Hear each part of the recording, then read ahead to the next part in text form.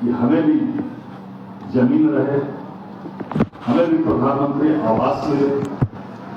तो आज उनका सपना यह पूरा हो गया। आज उनको अपनी जमीन राजस्व एवं भूमि सुधार विभाग द्वारा मिल गई और कुछ को मिलने वाली। हमारे विभाग का लक्ष्य है जो भी बिहार में है स्वर्ग श्रेणी के लाभुक है, चाहे वह महादलित समाज के हों, दलित समाज के हों, अति पिछड़े समाज के हों, पिछड़े समाज के हों, उन सभी को जमीन उपलब्ध कराया जाए। और उस अभियान के रूप में हम लोग इस कार्यक्रम को ले रहे हैं और पूरे राज्य में डॉक्टर अंबेडकर समग्र विकास योजना के अंतर्गत 60,000 से अधिक अनुसूचित जाति, जनजाति, महादलित टोलों में विकास शिविर लगवाया गया 15 जून तक। और विकास शिविर के माध्यम से जो भूमिहीन है उनसे आवेदन प्राप्त किया गया, उसकी जांच हो रही है और अब प्रत्येक जिलों में उनको जो है पर्चा वितरण का कार्यक्रम चल रहा है। सर्वप्रथम महादलित मिशन द्वारा 2009-10 में जब हमारी सरकार बनी तो महादलित परिवारों को, केवल महादलित परिवारों को पर्चा वितरण करने का कार्यक्रम प्रारंभ किया गया। उसमें 2,40,750 परिवारों को विभिन्न स्रोतों से बांस की भूमि उपलब्ध कराई थी। तत्पश्चात अभियान बसेरा के अंतर्गत पूरे राज्य में स्वीकृत श्रेणी में जो महादलित मिशन में छूट गए, उसके बाद अभियान बसेरा के अंतर्गत मतलब महादलित, दलित, अति पिछड़े और पिछड़े समाज को भूमि देने का कार्य प्रारंभ हुआ। उसके बाद जब अभियान बसेरा कार्यक्रम समाप्त हुआ, उसके बाद में पूरे राज्य में भूमिहीनों की संख्या ये सतत प्रक्रिया है।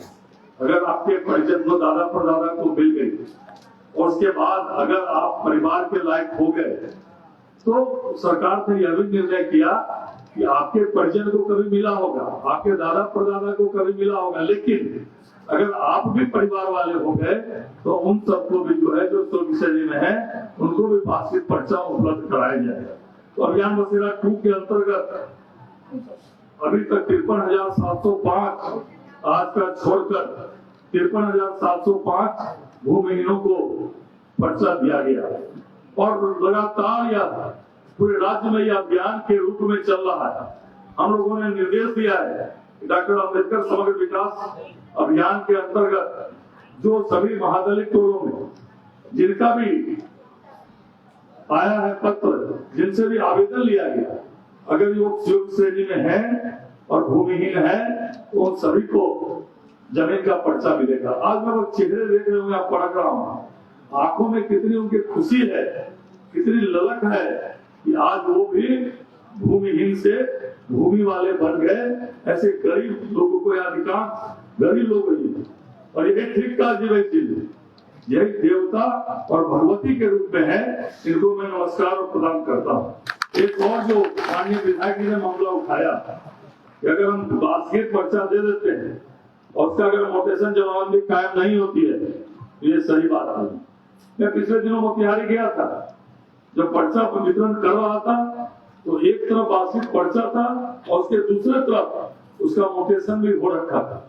तो मैं उम्मीद करता हूं कि जिनको भी आज बास्केट पर्चा मिलेगा उन सभी को जल्द से जल्द या तो उनका मोटेशन कायम हो गया होगा जमाबंदी, या नहीं तो जल्द से जल्द इनका जो जमाबंदी कायम हो जाए और इनको जमीन का कब्जा। आप लोग को पता है आपकी जमीन कहाँ पड़े जो आज पर्चा मिला है? जिनको जिनको पता है आप बताइए तो कि आपकी जमीन कहाँ पर है, वो आप लोग को पता है? पता नहीं, मगर कुछ लोगों को पता है, कुछ लोगों को पता नहीं। ये भी हो सकता है कि जहां आप रह रहे हैं ज्यादा वही जमीन आपको दे दी गई, ये भी बंद होगा। तो जितने भी अंचलाधिकारी है, राजस्व कर्मचारी, आप लोगों ने आज सदर में 49 लोगों को, बहादुरपुर में 102, सिंहवाड़ा में 50, केवटी में 100, ताड़ी में 50, बहेड़ी में 110, जाले में 47, हनुमान नगर में 45, हायाघाट में 25, बेनीपुर में 16 और अलीनगर में, बेनीपुर विधानसभा में 16 और अलीनगर विधानसभा में 14, यही ना है। इनका आज पर्चा वितरण हो रहा है। लेकिन ये कंप्लीट हो गया ऐसी बात नहीं है, ये सतत प्रक्रिया है। डॉक्टर अम्बेडकर समग्र विकास योजना के अंतर्गत सभी दलित महादलित टोलों से आवेदन लिया गया है। लगभग 60,000 टोलों में यह कैंप लगाया गया। उन लोगों को भी जल्द से जल्द जमीन आवंटित किया जाएगा। और जिस पंचायत में जमीन नहीं है, मुख्यमंत्री बासगीत योजना के अंतर्गत पूर्व में यह ग्रामीण विकास विभाग में ही था केवल, लेकिन अब हम लोगों ने भी इसका नोटिफिकेशन किया है कि जमीन खरीदने के लिए उनको 1 लाख की राशि बिहार सरकार द्वारा दी जाएगी। तो मैं उम्मीद करता हूं जो भी अधिकारी बैठे हैं कि जहां भी भूमिहीन है, अगर वहां जमीन है तो उन सबको जमीन दीजिए, जिन लोगों को पर्चा दीजिए। जिनको जहां जमीन नहीं है, मुख्यमंत्री बास्केट अंतर्गत जो है उस पंचायत में जमीन खोजिए, एग्रीमेंट करवाइए और उनको 1 लाख की राशि जो है उस भूमिहीन को जमीन मालिक के नाम से जरूर दे दीजिए। माननीय मुख्यमंत्री जी के निर्देश में जब पूरे बिहार में राजस्व एवं भूमि सुधार विभाग का काम चल रहा है, राजस्व एवं भूमि सुधार विभाग कंप्लीट ऑनलाइन है। इसके लिए कोई भी सेवा के लिए किसी भी केवल जहां जिस केस में आपको व्यक्तिगत अपीयरेंस करना है उसका भी हम लोग उपाय निकाल रहे हैं, कैबिनेट से पास कर दिए। अब आने वाले समय में केस में भी व्यक्तिगत अपीयरेंस से हम लोग छुट्टी देने वाले हैं। तो मैं कह रहा था हमारे विभाग का कंप्लीट ऑनलाइन सेवा है, कहीं भी किसी के कार्यालय में जाने की जरूरत नहीं है। और 3 महीने फरवरी में 26 फरवरी को मैंने चार्ज लिया, उसके पहले पूरे बिहार में रिजेक्शन का प्रतिशत 42 था और इधर 3 महीने की मैंने समीक्षा की है तो एवरेज रिजेक्शन का प्रतिशत 17 है। तो अगर जिस अंचल में अगर आपके अंचल के खराब परफॉर्मेंस के कारण अगर राज्य का रिजेक्शन का प्रतिशत बढ़ेगा तो ये किसी हालत में भी सही बात नहीं है, आपको घटाना चाहिए। तो जहां जहां भी रिजेक्ट है हम लोगों ने आदेश निर्गत किया जाएगी, रिजेक्ट के पहले अगर रिजेक्ट किसी का करना है उसको व्यक्तिगत सूचना देनी है, उसको बुलाना है, कोई कागज की कमी है तो उनका कागज लेकर रिजेक्ट अंतिम प्रक्रिया है। और उसके अगर बिना बुलाए अगर आप रिजेक्ट करते हैं तो ऐसे मामले पर हम लोग कार्रवाई भी कर रहे हैं। पूरे राज्य में बड़ी संख्या में ऐसे लोग जो रिजेक्ट कर रहे हैं और हम लोग के पास अगर शिकायत आ रही है तो हम लोग कार्रवाई भी कर रहे हैं। और मैं बोल रहा था कंप्लीट ऑनलाइन है, बहुत लोगों को ऑनलाइन पद्धति पता नहीं है। इसके लिए हम लोगों ने टोल फ्री नंबर दिया है पूरे राज्य में, ऐसे आप फोन कर सकते हैं। कॉलर कम है तो उस कॉलर को और हम लोग बढ़ा रहे हैं। और मैंने बजट में 2 बात की घोषणा की थी।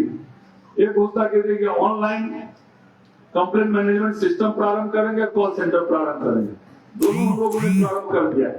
यहाँ बड़ी संख्या में अंचलाधिकारी है, ऑनलाइन कंप्लेंट मैनेजमेंट सिस्टम के माध्यम से आपके पास जो जो शिकायतें आती है उन शिकायतों को जरूर देखिए।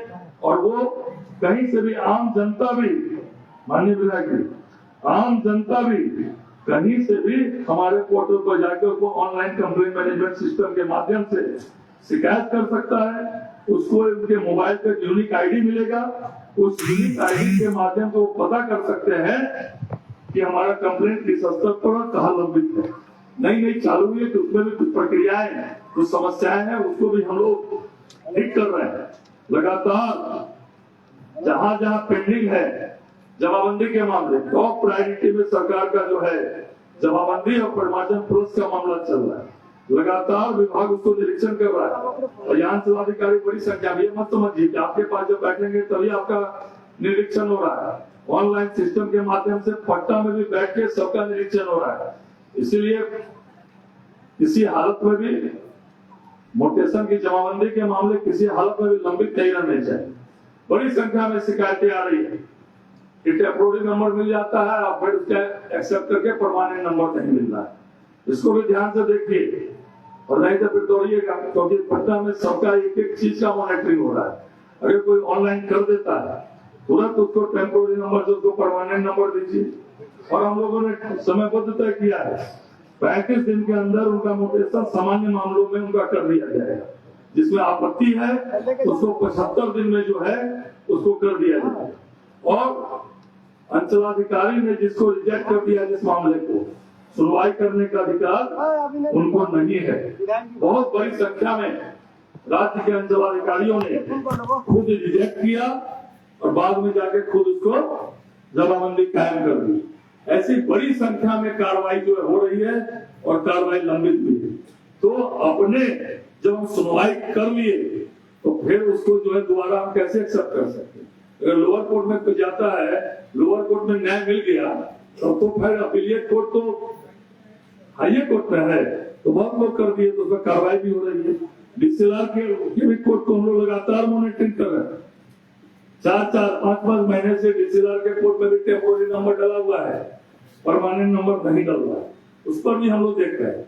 और भूमि उपसमार्ता को स्पष्ट रूप से निर्देश दिया गया है कि अगर अंचलाधिकारी ने रिजेक्ट कर दिया और वो अगर सामान्य मामले हैं तो उसको तुरंत प्रथम सुनवाई गई, उसको रिवर्ट बैक कर दीजिए, अंचलाधिकारी को निर्देश दे दीजिए, वो तुरंत उस ऐसे जमाबंदी को जो है तुरंत उसका सुधार किया जाएगा।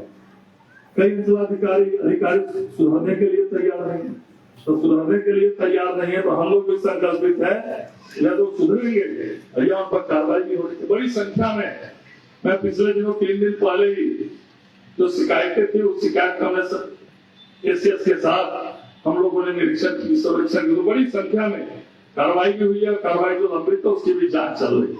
इसलिए मैं आग्रह जरूर करता हूँ, यह लोकतंत्र है, यह राजतंत्र नहीं है। लोकतंत्र में जनता मालिक है और जनता को त्वरित गति से न्याय मिले, जनता का काम आसानी से हो, यह निश्चित रूप से राजस्व विभाग का यह दायित्व भी है और इसको अधिकारियों को करना भी चाहिए। परिमार्जन प्लस दूसरा मामला था।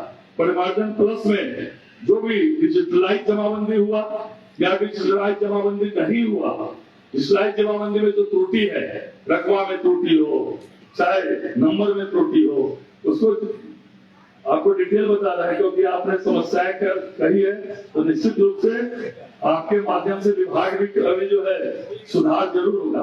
तो डिजिटलाइज माध्यम से, परिमार्जन प्लस के माध्यम से हम लोग इसको भी सुधार रहे हैं।